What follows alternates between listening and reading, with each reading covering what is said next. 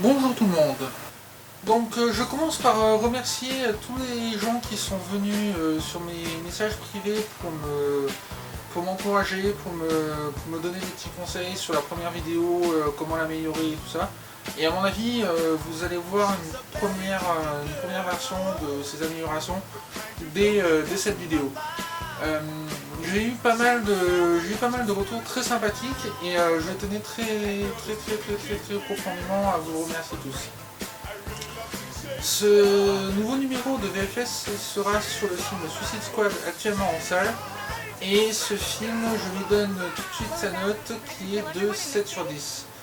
Vous verrez petit à petit avec tout ce que je vais dire, pourquoi je lui donne cette note. Donc suite aux événements de Batman v Superman Dawn of Justice, il s'est avéré très urgent de créer une équipe afin de combattre toute menace qui viendrait défier la Terre. Et il s'est avéré que cette menace elle est arrivée plus rapidement que prévu, à savoir l'Enchantress et son frère. Et ils vont foutre un gros bordel et ça va être toute l'histoire de Suicide Squad. Dans l'escadron Suicide qui est constitué par Argus et entre autres Amanda Waller, il y a plusieurs personnes que vous ne connaissez pas nécessairement. Aussi je vais vous faire une petite présentation très rapide.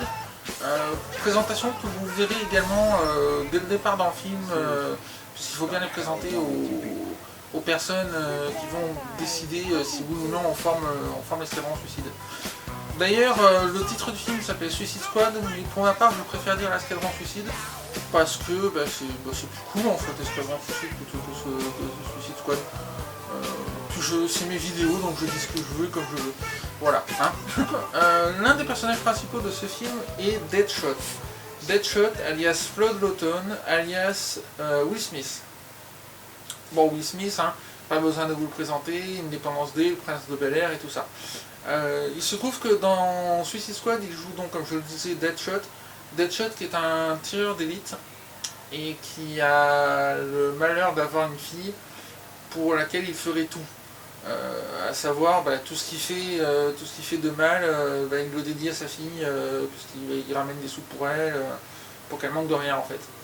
Et donc ça montre son côté bon père de famille qui est mis en avant tout le long du film. Voilà. Son personnage est découvert pour les fans de la série Arrow dès le départ, parce que il a un lien particulier avec John Diggle dans cette série, et du coup on le voit très fréquemment. Et en fait, je préfère la version de Arrow, et je ferai, vous verrez très fréquemment des comparaisons avec les acteurs de la série Arrow et de Suicide Squad, ainsi que The Flash pour un autre acteur que je vais parler dans pas très longtemps. Un des autres membres de la Suicide Squad n'est autre qu'Harley Quinn. Et Harley Quinn, c'est Margot Robbie, qu'on a pu voir dans Le Loup de Wall Street. Et Margot Robbie, elle a très bien interprété, je trouve, le personnage Harley Quinn, qu'on découvre totalement dans Suicide Squad, puisqu'elle n'a pas encore son film personnel. Et on l'attendait au tournant. Je sais que tous les fans de DC Comics attendaient ce film justement pour découvrir Harley Quinn. Alors bon, on est d'accord, il y a le lien avec le Joker qu'on voit que très peu, qui a été très charcuté par la presse, par les médias, par les fans. Je suis d'accord avec tout ce qui a été dit, mais il faut bien se rappeler, et ça c'est une de mes critiques de ce film, le Joker pour moi c'est un personnage secondaire, il est même ultra secondaire de ce film. Il a été mis dans ce film, et ça vous le verrez donc en salle pour ceux qui vont le découvrir, il a été mis dans ce film à mon avis pour annoncer le suivant, et c'est pour ça qu'il n'est pas plus mis en avant que ça. Je pense que s'il y a une suite, on le verra d'un autre point de vue. Et Jared Leto, même s'il n'a pas été apprécié, moi j'ai beaucoup aimé ce Joker là. Après, je suis pas très difficile non plus, hein, il faut le dire là-dessus.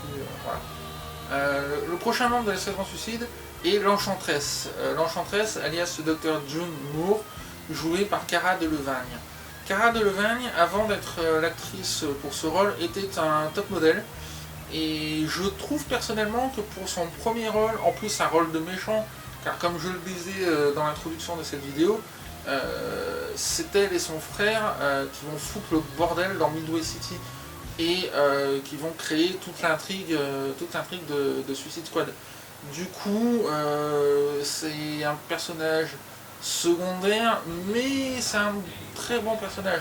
Et c'est une très belle réalisation de la part de Kara, donc si on lui donne d'autres rôles, je pense que je suivrai sa carrière avec grand intérêt. Un autre anti-héros qu'on a découvert dans le Suicide Squad est le Captain Boomerang.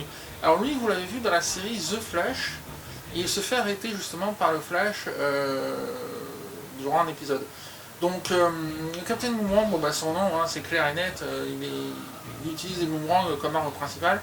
Il est australien d'origine et il vient aux États-Unis parce qu'il a volé des banques en Australie et il voulait continuer son œuvre aux États-Unis. Donc je pense qu'il a été très rapidement appréhendé par le Flash, d'après ce que je me souviens. Et du coup Argus, au travers d'Amanda Waller, a décidé de s'en servir de son talent pour contrecarrer le plan de super vilain. Alors bien sûr, pour éviter de trop en dire sur toute la Suicide Squad, je pourrais parler aussi de El Diablo, qui est l'homme qui maîtrise le feu comme personne. Mais si je commence à vraiment tout détailler, il y aura plus de surprises en fait. Donc je vais m'arrêter là. Je vais juste rajouter 2-3 petites choses. J'ai fait pas mal de comparaisons avec Arrow et The Flash. Et si vous n'avez pas vu ces séries ou si vous comptez les découvrir, sachez que Suicide Squad aura une toute autre vision pour vous après avoir vu ces deux séries. En effet, dans la série Arrow, on découvre le personnage de Deadshot, joué par un tout autre acteur que celui de Suicide Squad, le film. Et on découvre dans The Flash Captain Boomerang, lui aussi joué par un autre acteur.